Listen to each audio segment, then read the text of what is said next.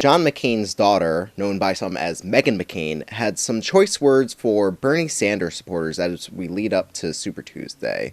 So keep in mind as we show this clip that Meghan McCain is a multi-millionaire, okay? She is a part of the elite establishment. And whether they're Democratic or they're Republican, the establishment all works together as one whole in order to stamp out progressive movements.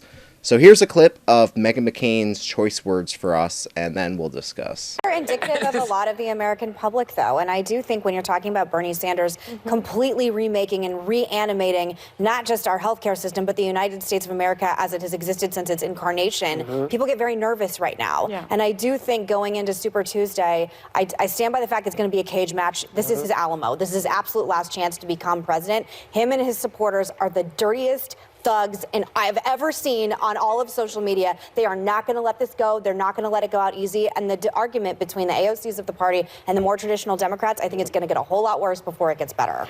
So honestly, her word choice, and I use this a lot when I describe the establishment talking about Bernie supporters, is disgusting. Calling us Bernie Sanders supporters dirty and thugs, especially when Bernie Sanders supporters are some of the most diverse coalition of Americans out of any of the candidates, is an awful look. This is terrible, calling us dirty and disgusting and thugs. Like these are the type of words that Republicans use to describe minorities for the most part. And considering that Bernie Sanders' coalition is made up of plurality of diverse support, when you look at the different breakdowns of diversities that make up his supporters, this is awful for her to say. And I think what's even more disgusting is that Meghan McCain and everyone else in the Democratic elite and everyone else in the Republican elite only say these things about us because we want health care, because we want to be able to work a living wage so that we can afford to live, so that we could afford to provide food for ourselves. We support having tuition-free public colleges and universities so that we can guarantee ourselves a better lives. And they hate us for this. They call us dirty. They call us thugs just because we want all of those things.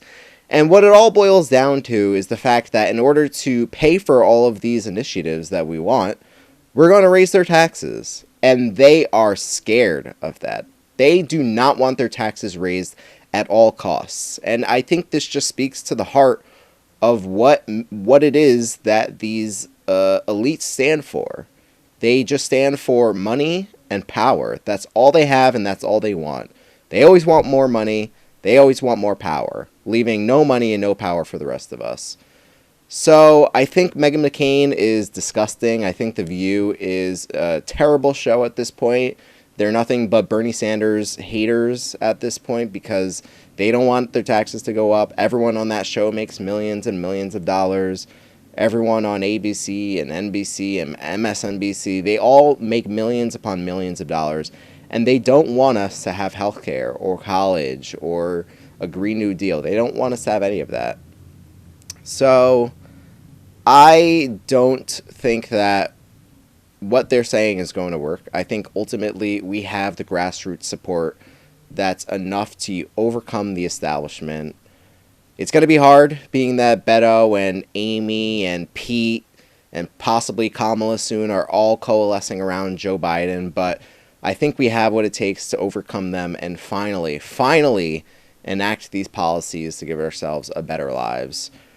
We are on Twitter at PathForwardYT. Let me know in the comment section how much you think that we should raise Meghan McCain's taxes and everyone else in corporate media's taxes in the comment section below. Or you can tweet me. Let me know what's up, and we'll see you next time.